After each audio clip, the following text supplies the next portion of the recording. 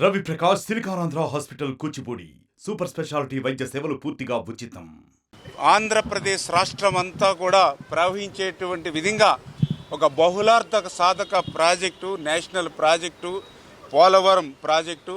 అటువంటి పోలవరం ప్రాజెక్టు ఏదైతే 2014, 2019 5 సంవత్సరాల చంద్రబాబు నాయుడు గారి పాలనలో 72% ఆ రోజు ఆయన పూర్తి చేస్తే, ప్రతి సోమవారం కూడా పోలవరం పేజీగా ఆయన పెట్టుకుని పూర్తి చేస్తే, మరి జగన్మోహన్ రెడ్డి అధికారంలోకి వచ్చినటువంటి 2019, 24 మరి కేవలం 2% పూర్తి చేశానని పురోగతి చూపుతున్నప్పటికీ, మొన్న ఏదైతే గౌరవ ముఖ్యమంత్రి చంద్రబాబు నాయుడు గారు మేము పోలవరం పర్యటనకు వెళ్ళినప్పుడు 5 సంవత్సరాల జగన్మోహన్ రెడ్డి పాలనలో 2% పనులు పురోగతి మాట అటుంచి 20-30% పనులు వెనక్కి వెళ్ళిపోయినటువంటి పరిస్థితి పోలవరంలో ఆ రోజు మేము గమనించడం జరిగింది.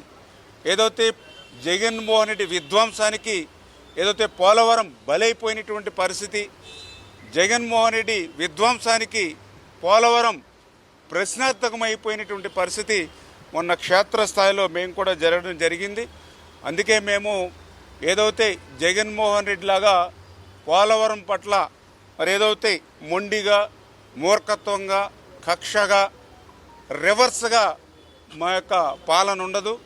చంద్రబాబు నాయుడు గారు పారదర్శకంగా మరి పోలవరం పట్ల మరి ముందుకెళ్లాలనే ఆలోచనతో ఉన్నారు.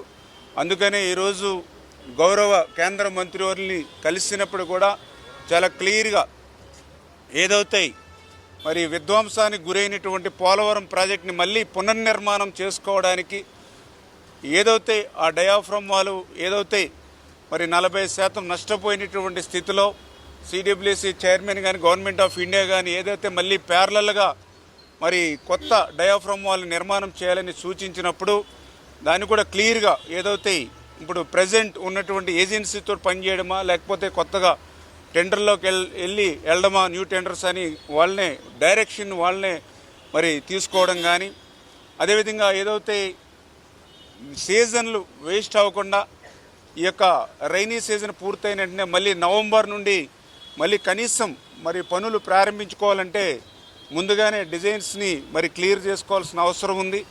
ఆ యొక్క డయాఫ్రమ్ వాళ్ళు కూడా నిర్మాణం, ఎందుకంటే లాస్ట్ టైం మనం నిర్మాణం చేసినప్పుడు 18 months 2 సీజన్లు పట్టింది. దాన్ని ఇంకా త్వరితగతంగా ప్రారంభించుకోవడానికి మరి ఏదైతే ఆ డయాఫ్రమ్ వాళ్ళ నిర్మాణానికి కానీ ఆ ప్రాజెక్టులో ఉన్న బ్యాలెన్స్ వర్క్లు పూర్తి చేసుకోవడానికి కానీ ఏదైతే R&R మరి ఏదైతే ప్యాకేజ్ కోసం కానీ ఏదైతే గతంలోనే సిడబ్ల్యూసి, ఆర్సీసీ, పిఐబి రికమెండ్ చేసినటువంటి మరి 12,157 కోట్లు ఏదైతే ఉందో అవి కూడా మరి క్యాబినెట్కి తీసుకొచ్చి అవి అందించడం ద్వారా ఆ యొక్క బ్యాలెన్స్ వర్క్లు త్వరితగతంగా ఆ డయాఫ్రమ్ వాళ్ళు కానీ ఆ ఎగువ దిగువ కాపర్ డ్యామ్ సీపేజ్ని అరికట్టుకోవడం కానీ అదేవిధంగా R&R ప్యాకేజీని చేసుకోవడానికి మాకు వీలుంటుంది. త్వరితగతంగా కూడా ఆ నిధుల్ని అందించమని చెప్పేసి కూడా గౌరవ మంత్రివర్యులను కూడా కోరడం జరిగింది. ఎందుకంటే పర్టికులర్గా ఈ నిధులు ఇస్తేనే కానీ అక్కడ R&R, ఎందుకంటే ఇప్పుడు కూడా 10 లక్షల క్యూసెక్కుల నీరు ఈరోజు కూడా గోదావరి నుంచి సముద్రంలోకి పోతున్నటువంటి దశలో ఇప్పుడు కూడా కొన్ని గ్రామాలు మరి మునిగి అక్కడ పర్టికులర్గా ఆదివాసులు ఎవరైతే గిరిజనులు ఇబ్బందులు పడుతూ ఉన్నారు, అంచేత త్వరితగతంగా R&Rని మనం క్లియర్ చేయాలి. వాళ్ళందరికీ కూడా కొత్తగా మళ్ళీ గృహాలు నిర్మాణం చేసి ఆ గ్రామాలన్నింటినీ కూడా వేకేట్ చేసుకుని మరి చేయాలని అంటే ఖచ్చితంగా కేంద్రం యొక్క సాయం, సహకారం, నిధులు అవసరమనేటువంటిది ఈవేళ మంత్రివారుల దృష్టిలో పెట్టడం జరిగింది. మరి ఆయన కూడా సానుకూలంగా స్పందించి పోలవరం ప్రాజెక్టు అనేది ఏదైతే నేషనల్ ప్రాజెక్టు అంటే ఖచ్చితంగా ఎన్డీఏ ప్రభుత్వంగా మేము కూడా ఫస్ట్ ప్రయారిటీ మేము పోలవరం ప్రాజెక్టుకి ఇస్తాం.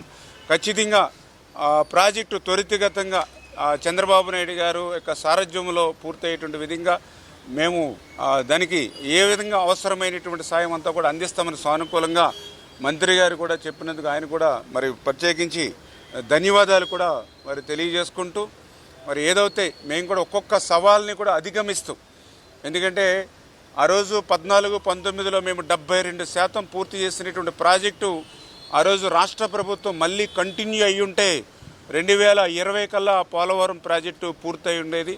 దురదృష్టవశాత్తు ఆ రోజు ప్రభుత్వం మారడం, జగన్మోహన్ రెడ్డి గారు అధికారంలోకి రావడం, మరి ఆయన ఏదైతే మరి ఉన్న ఏజెన్సీలన్నింటినీ కూడా ఏకపక్షంగా రద్దు చేసేయడం, అక్కడ ఉన్నటువంటి అనుభవజ్ఞులైనటువంటి అధికారులందరినీ కూడా ట్రాన్స్ఫర్ చేసేసి 2019 మే నెల నుంచి మళ్ళీ 2020 ఆగస్టు వరకు దగ్గర 13 నెలలు అక్కడ ఏజెన్సీ కానీ అధికారులు లేకుండా పోలవరాన్ని గాలిలో పెట్టేయడం వల్లే ఆ డయాఫ్రమ్ వాళ్ళు నష్టపోయింది. ఇది ప్రభుత్వ తప్పిదం అని అంటే మేము ఏదో ఎన్డీఏ ప్రభుత్వ ప్రతినిధులుగా మేము చెప్పట్లా. సాక్షాత్తు నీతి ఆయోగ్ ఏదైతే ఒక రిపోర్ట్ ఇమ్మని ఐఐటి హైదరాబాద్ వారిని కోరితే ఆ ఐఐటి హైదరాబాద్ నిపుణులు చెప్పారు ఇది ప్రభుత్వ తప్పిదం. ఒకే వర్క్ని 2 ఏజెన్సీలు చేస్తే ఆ వర్క్ ఏదైనా నాణ్యత కానీ ఇతర ఇబ్బంది వస్తే ఏ ఏజెన్సీ బాధ్యత వహిస్తుంది? దీనివల్ల టైం డిలే అవుతుంది.